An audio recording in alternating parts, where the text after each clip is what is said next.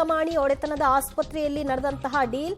ಹಣ ಸ್ವೀಕರಿಸುವಾಗ ಬಿಜೆಪಿ ಶಾಸಕರು ಸೆರೆ ಸಿಕ್ಕಿದ್ದಾರೆ. ಚಂದ್ರು ಲಮಾಣಿ ಒಡೆತನದ ಬಾಲಾಜಿ ಆಸ್ಪತ್ರೆಯಲ್ಲಿ ಮುಂದುವರೆದಂತಹ ಪರಿಶೀಲನೆ ನಡೀತಾ ಇದೆ. ಚಂದ್ರು ಲಮಾಣಿ ಒಡೆತನದ ಆಸ್ಪತ್ರೆ ಬಾಲಾಜಿ. ಸೊ ಆಸ್ಪತ್ರೆಯಲ್ಲೇ ಹಣ ಸ್ವೀಕಾರ ಮಾಡ್ತಾ ಇದ್ರು.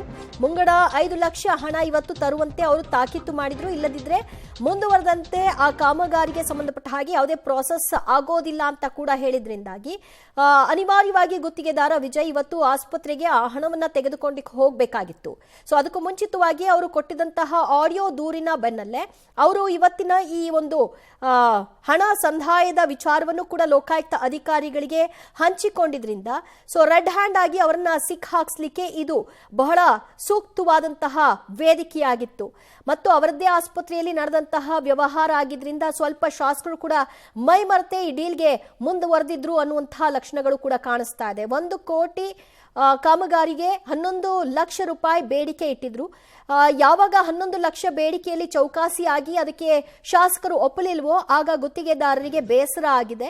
ಡೀಲ್ ಹೋದ್ರೂ ಪರವಾಗಿಲ್ಲ, ಇವರನ್ನ ಈ ಪ್ರಕರಣದಲ್ಲಿ ಸಿಕ್ಕಾಕ್ಸ್ಬೇಕು ಅಂತ ನಿಶ್ಚಯಿಸಿ ಕೊನೆಗೆ ಲೋಕಾಯುಕ್ತರಿಗೆ ಆಡಿಯೋವನ್ನ ಕೊಟ್ಟಿದ್ರು. ಹೆಚ್ಚುವರಿ ದಾಖಲೆಗಳ ಅನಿವಾರ್ಯತೆ ಇತ್ತು, ಅದನ್ನ ಪ್ರೂವ್ ಮಾಡಬೇಕು ಅನ್ನುವಂತಹ ಸಲುವಾಗಿ ಅಂತ ಯಾವಾಗ ಅವರಿಗೆ ಗೊತ್ತಾಯ್ತೋ ಆ ನಂತರದಲ್ಲೇ ಅವರು ಈ ಒಂದು ಹಣ ಸಂದಾಯದ ವಿಚಾರವಾಗಿ ಲೋಕಾಯುಕ್ತ ಅಧಿಕಾರಿಗಳಿಗೆ ಮಾಹಿತಿಯನ್ನು ಹಂಚಿಕೊಂಡು ಇವತ್ತು ರೆಡ್ ಹ್ಯಾಂಡ್ ಆಗಿ ಹಿಡಿದು ಹಾಕೋದಕ್ಕೆ ಸಾಧ್ಯವಾಯಿತು.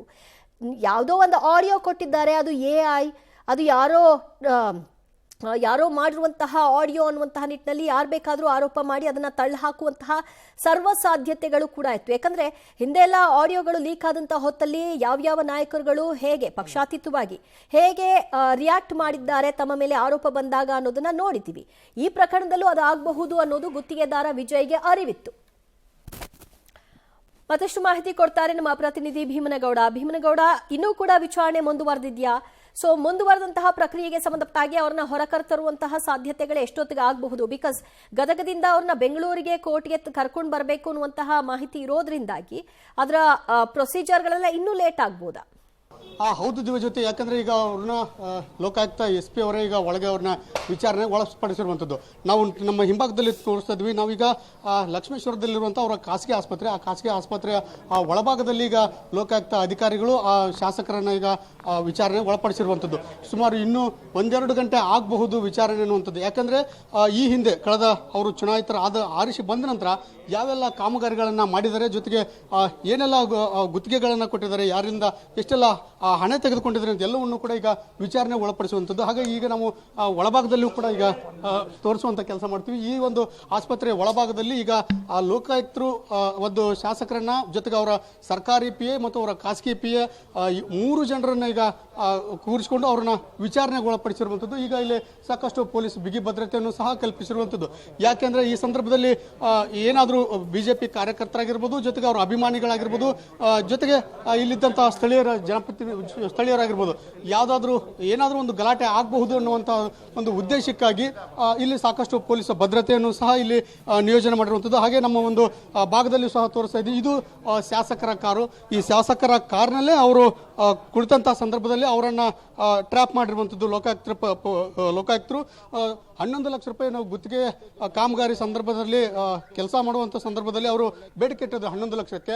ಅದರಲ್ಲಿ ಇವತ್ತು 5 ಲಕ್ಷ ರೂಪಾಯಿ ಪಡೆಯುವಂಥ ಸಂದರ್ಭದಲ್ಲಿ ಇವತ್ತು ಅವ್ರನ್ನ ರೇಡ್ ಮಾಡಿರುವಂಥದ್ದು. ಅವರು ಇದೇ ಕಾರ್ನಲ್ಲಿ ಇದ್ರು ಅನ್ನುವಂಥದ್ದು. ಹಾಗಾಗಿ ಆ ಕಾರನ್ನು ಸಹ ಈಗ ಇಲ್ಲೇ ಇರುವಂಥದ್ದು.